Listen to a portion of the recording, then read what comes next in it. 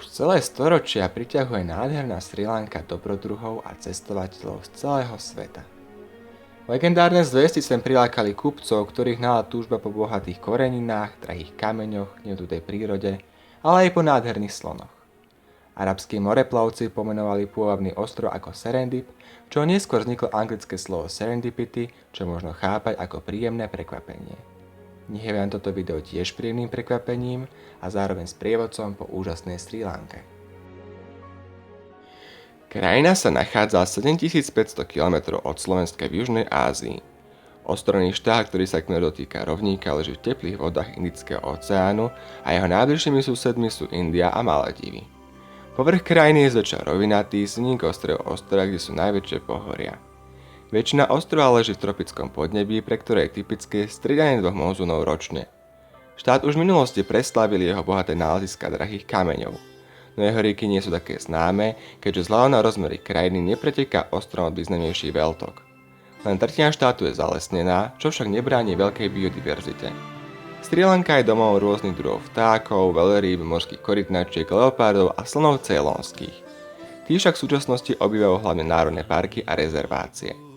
Hospodárstvo je úzko späté s produkciou ceylonského čaju, no kľúčovú zložku tvorí aj produkcia textilu.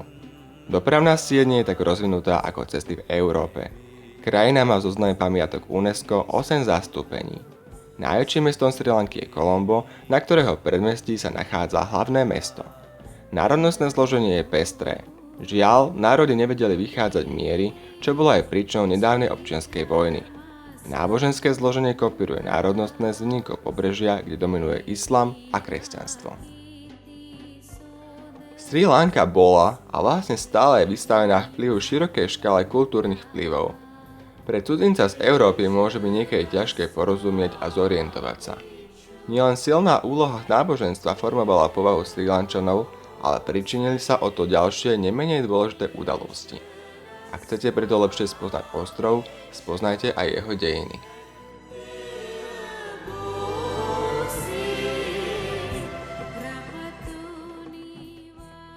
Prví hominidi prišli na Srí Lanku z pevniny v čase, keď bola ešte poloostrovom.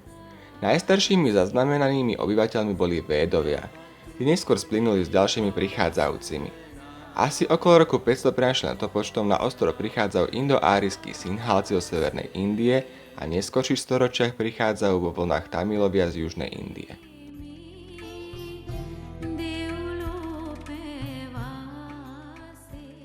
Dejiny ostrova sú dejinami vojen, období mieru a vražd panovníkov.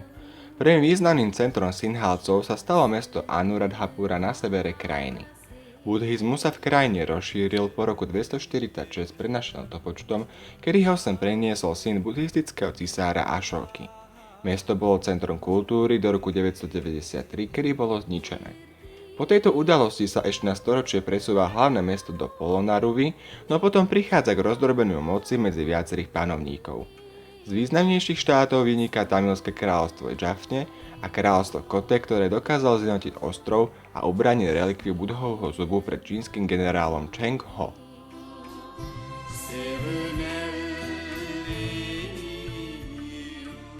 Srí Lanka bola v zahraničí známa pre svoje plodiny, s ktorými obchodovali najmä Arabi, ktorí sa usadili v pobrežných mestách. V roku 1505 prišli kvôli obchodu prvýkrát na ostrov aj Portugalci. Tí postupne využili vnútorné nepokoje, upevnili moc a synníkov kráľstva v Kandy donútili ostrov.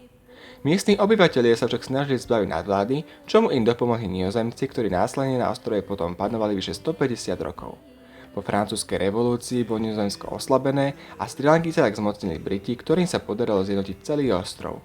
Počas koloniálnej nadvlády Briti nerušili sinhalské tradičné inštitúcie, ale zrušili otroctvo, podporili poľnohospodárstvo a obchod s korením, škoricou, cukrovou trstenou, bavlnou a kávou. Pestovanie čaju sa rozšírilo na ostrove potom, čo choroba zlikvidovala kávové plantáže. S britskou nadvládou sa taktiež spája rozšírenie kresťanstva a rozvoj ciest, prístavov a železníc. V 20. storočí národné povedomie dospelo a v roku 1948 sa podarilo získať nezávislosť od Spojeného kráľovstva.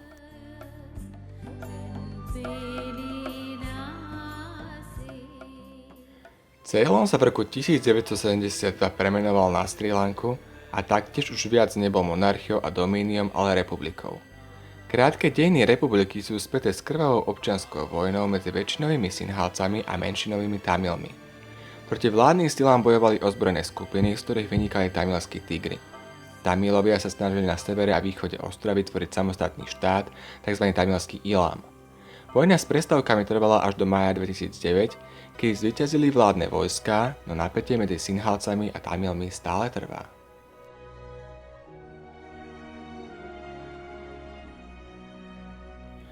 Srí Lanka je rozmanitým miestom.